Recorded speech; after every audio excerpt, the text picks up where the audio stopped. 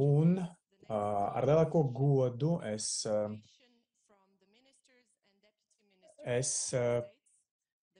aicinu un dodu vārdu sakaru un transporta un komunikāciju ministriem Baltijas valstīs. Vispirms tad lūdzu sveicienu Kristēna Mihala, kas ir Igaunijas klimata ministre. Thank you.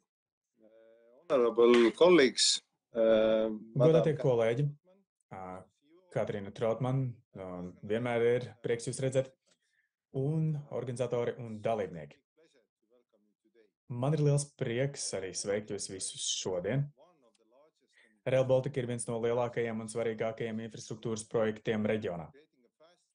Tas veido ātru dzelzceļa savienojumu ar Centrālo Eiropu un Baltijas valstīm. No vienas puses, ātrs dzelzceļa savienojums būs iespēja mūsu ekonomikai veidot biznesa saiknes šajā reģionā un sniegs viņiem lielāku piekļuvi starptautiskiem tirgiem. Uzlabotu transporta savienojumu, tas varēs arī izsekot investīcijas vai arī piesaistīt vairāk investīciju. Un no otras puses, Rail Baltica būs arī vides ietekmē, kas samazinās mūsu atkarību no ceļa transporta veidiem. Rail Baltica nozīme arī atklāja konkrētā šī brīža drošības situāciju. Tas ir savstarpējs savienojums starp Baltijas valstīm un Baltijas valsts savienojums ar Eiropu, kas ir svarīgs mums. Šī projekta prioritātes tiek demonstrētas ar to, ka tas ir saņēmis gandrīz visu iespējamos līdzekļus, kas ir pieteikti. 1,1 miljards eiro tika piešķirti projektam līdzās nacionālajiem ieguldījumam.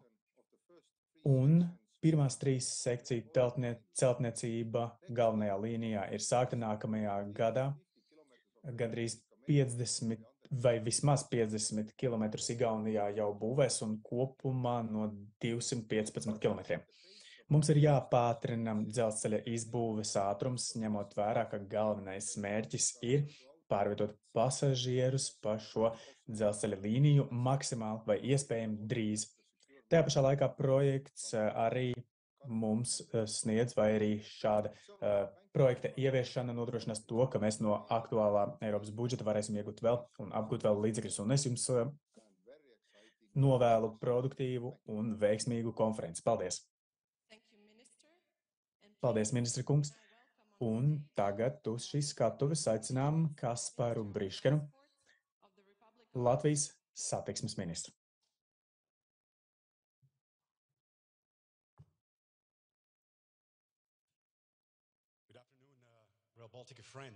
Labdien, Rail Baltica draugi, un man tiešām ir gods arī jūs sveikt kā satiksmes ministram. Neesmu drošs, varbūt arī ir, protams, arī siltus sveicienus sūtu tiem, ar kuriem esmu saticies Rail Baltica projekta gaitā 10 gadu garumā un kuri šobrīd ir pieslēgušies arī pie mums tiešsaistē. Un esmu ļoti priecīgs par to, kā ir veidojusies dzelzceļa līnija Rail Baltica šo gadu laikā. Starptautiskie ieinteresētās puses un biznesa partneri visā Eiropas un Baltijas līmenī. Bez jums mēs nebūtu nonākuši līdz šim konkrētiem punktam, un ja man ir kaut kas jānovēl šodienas pasākuma kontekstā, tad es ceru, ka kaut kādā brīdī mēs atgriezīsimies arī pie globālā fóruma formāta, kas mums ir nepieciešams, un mēs tiksimies arī personiski, jo ļoti daudz no jums es ļoti gribētu satikt un arī pateikties jums personīgi par darbu, ko darāt. Un šeit es stāvu tagad, ka es pat tiešām gribu apliecināt to, kāds ir Latvijas iesaiste un centieni un nodošanās šim te projektam. Visā Eiropas līmenī tas ir ļoti svarīgs, un tas arī no mūsu puses to apliecinu. Tā ir sadarbības starp vietējām kompānijām, iestādēm. Tas viss virza uz priekšu kritisko Eiropas projektu. Tas lieliski parāda to, cik svarīgs tas ir, tieši tāpat, kā Trautmanas kundze jau norādīja. Mēs esam izauguši no dažiem starptautiskajiem partneriem mūsu sākotnējā iesaistē 2017. gadā, kad bija pirmās pirmās konferences, kur Rail Baltica prezentē kā iespēju plānošanas posmos, bet tagad mēs jau redzam to, ka mums ir 300 starptautisko partneru, kas ir pievienojušies, gandrīz 1000 cilvēku, kas arī pieslēgušies ir šodien. Tā ir ļoti jauka ilustrācija tam, cik kritiski svarīgi visai Eiropai ir šis projekts. Tas nav tikai Baltijas projekts, lai gan to sauc Rail Baltica, tas ir visas Eiropas projekts, un tas ir tāds projekts, tieši ņemot vērā ģeopolitisko situāciju šodien, tas mums atgādina vēl vairāk, cik tas ir svarīgi. Šis te dzelzceļa mugurkauls mūsu drošības situācijai un apsvērumiem. Tas ir no transporta loģistikas super savienojums, savieno mazākas un lielākas pilsētas, ostas, lidostas, bet ne tikai. Un tas ir arī ļoti svarīgi aizsardzības stiprināšanai, militārai mobilitātei, un tas viss savieno mūs vēl vairāk starp dažādiem transporta satiksmes veidiem. Un atkal pieminēšu to, ka tas stiprina mūsu aizsardzības spējas. Mana vīzija un vērtības attiecībā uz šo projektu nav mainījušās, neatkarīgi no tā, kādu pozīciju es ieņemu. Es ticu stingri tam, ka Rail Baltica ir jātīsta kā Eiropas projekts, un es ļoti ticu tam, ka Baltijas valstu sadarbība ir iespējama un tā ir spēcīga.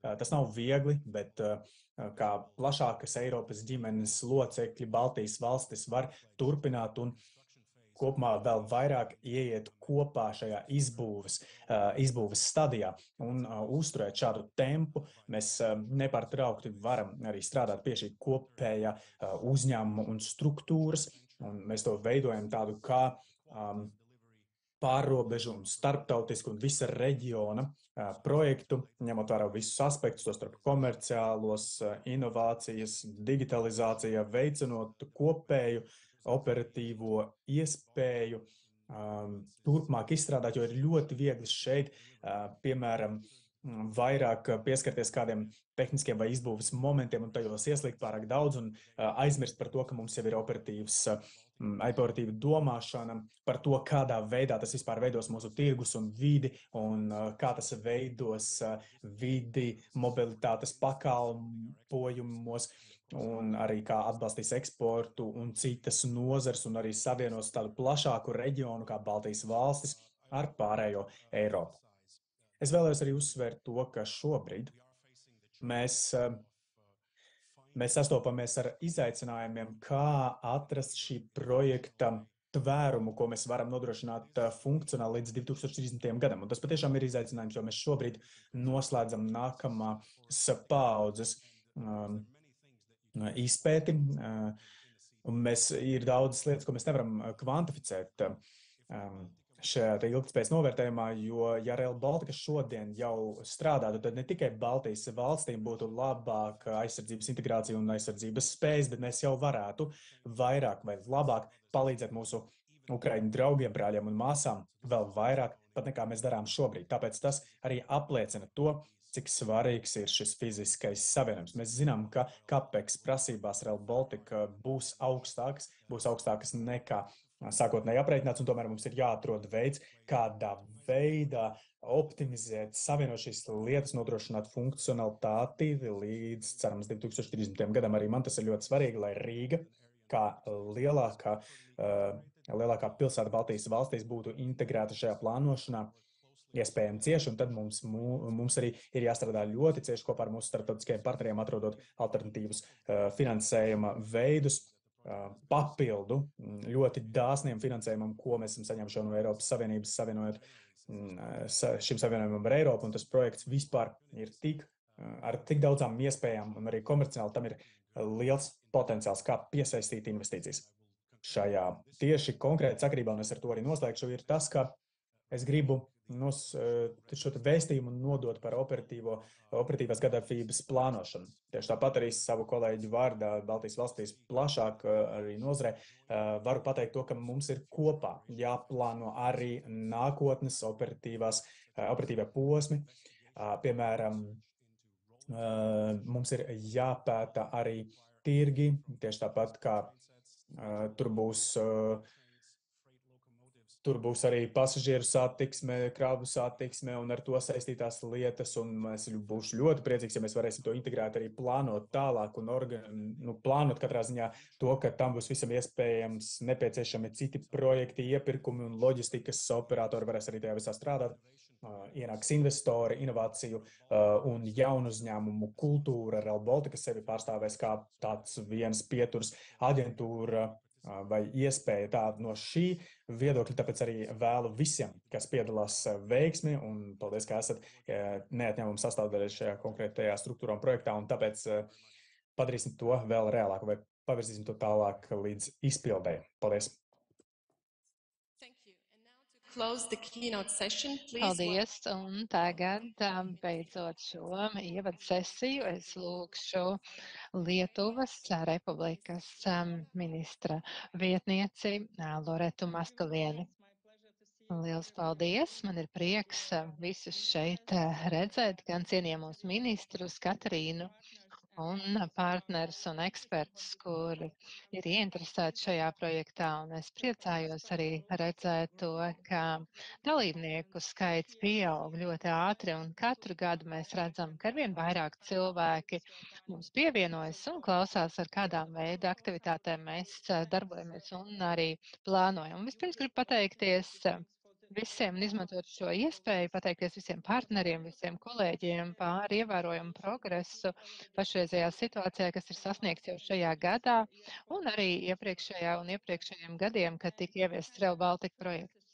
Un informācija, ko mēs saņemam, rāda, ka šogad pirmo reizi Rail Baltica saņēma vislielāko finansējumu daļu no Eiropas Savienības, un tagad kopā ar katras valsts ieguldījumu mums ir vairāk nekā 1 miljards finansējuma Rail Baltica ieviešanai. Un ko tas mums nozīmē? Tas nozīmē, ka Eiropas komisija redz un arī saprot un apstiprina to, cik svarīgs ir šis projekts, un viņi redz arī, ka projekts arvien vairāk attīstās un vēlas, mūsu mērķis ir visiem kopā arī pātrināt šo ieviešanu.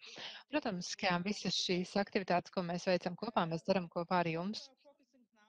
Tas, uz ko mēs šobrīd koncentrējamies, galvenais mērķis ir koncentrēties uz sauszemes līnijas būvniecību un savienot 3 Baltijas valstis un Poliju, kas tika pieminēts jau iepriekš, ir tas, ka mūsu mērķis ir to izdarīt līdz 2030. gadam, bet ar Poliju mums ir vēl vairāk ambiciozi plāni savienot Lietuvu un Poliju jau agrāk, 28. gadā.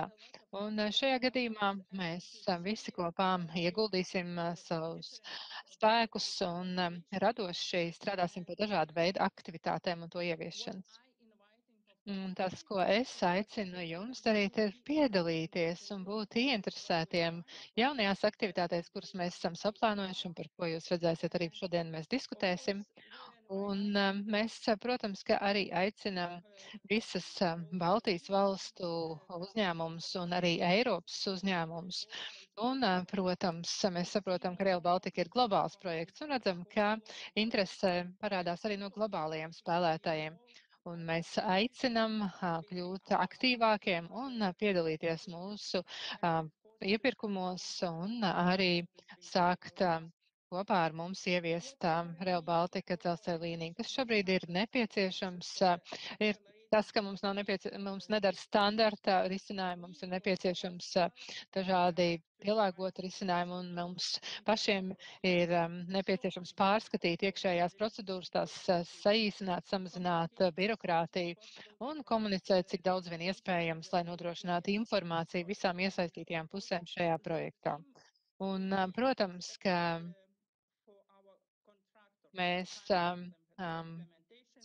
sagaidām arī no mūsu līgumslēdzēju pusēm, ievērot termiņus, strādāt kopā ar klientiem, un mums visiem kopējais mērķis ir pātrināt ieviešanu. Rail Baltica šobrīd ir viens no lielākajiem investīciju projektiem mūsu reģionā, un kopējā vērtība iepirkumies Baltijas valstī ir sasniedzis 5 miljardus eiro. Un pašreizējā ģeopolitiskajā situācijā, protams, ka mēs saprotam šo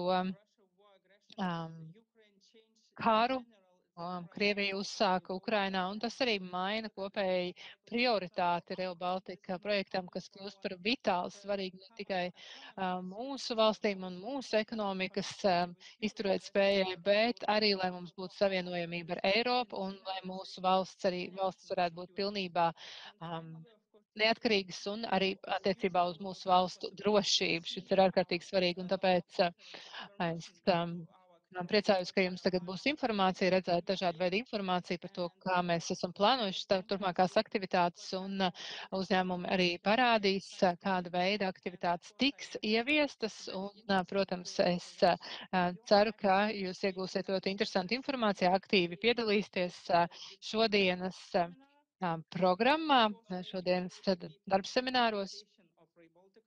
Un arī ceram uz veiksmīgu Rail Baltica projektu realizāciju. Vēlam arī šodien ļoti interesantas diskusijas. Liels paldies!